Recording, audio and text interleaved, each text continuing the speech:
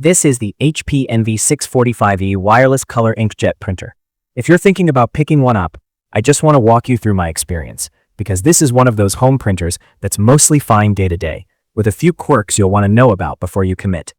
I've been using it at home for the usual mix of stuff: shipping labels, return forms, school worksheets, random documents I have to sign and scan back, and a handful of color pages when someone suddenly needs a picture-heavy assignment printed at night.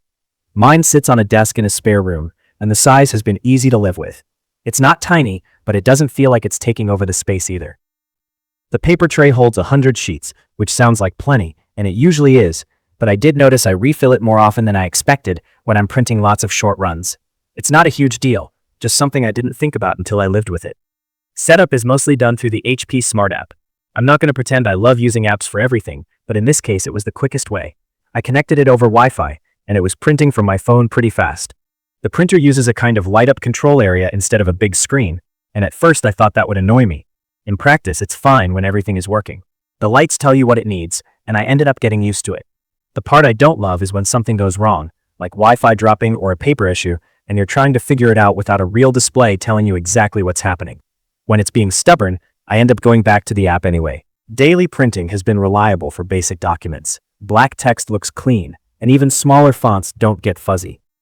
Color pages look good for home use, like charts, school stuff, simple graphics. I also tried borderless photos on glossy photo paper just to see what it could do, and they came out better than I expected for a home inkjet, as long as you don't rush it and you use decent paper. It's not fast though. HP rates it around 10 pages per minute black and 7 color, and that feels about right on plain documents. The moment you add heavier graphics or full-page color, it slows down.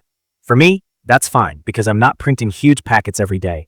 If you're the type who prints 50 pages in a row and wants it done right now, you'll notice the pace.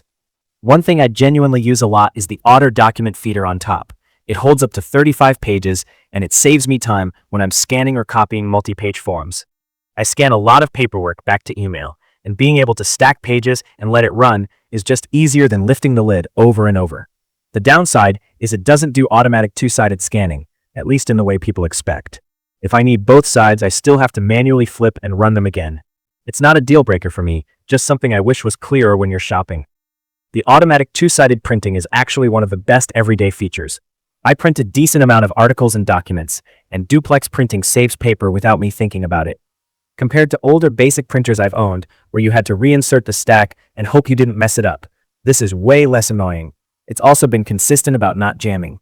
I've had fewer paper jams with this than with a couple of cheaper models I used in the past, especially the super basic ones that feel flimsy around the feed rollers. Connectivity has been mostly stable on my home Wi-Fi, but I have had moments where it just didn't want to be found, especially after it sat unused for a while.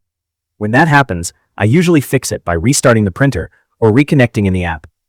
It's not constant, but it's happened enough that I remember it. If your home network is already a little flaky, you might run into that more often. Ink is the part people worry about, and I did too.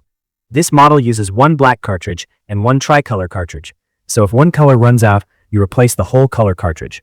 That's just how it's designed, and it can feel wasteful depending on what you print. There's also the whole HP Plus and Instant Ink setup. I tried the included trial, and I'll say the convenience is real. It's nice not thinking about ink and having it show up. At the same time, I don't love feeling locked into a system where the printer wants internet access and an account, and where it pushes you toward using HP cartridges only. If you're the kind of person who likes buying whatever ink you want whenever you want, you're probably not going to enjoy that part. For me, it comes down to how often you print and how much you care about ongoing cost versus convenience. Noise-wise, it's noticeable but not crazy. When it's printing or pulling pages through the feeder, you'll hear it. I wouldn't put it right next to my bed, but in a home office or spare room, it hasn't bothered me. So who do I think this is actually good for? I think it fits someone who prints at home a few times a week, wants color sometimes, needs scanning and copying, and likes being able to print from a phone without messing around.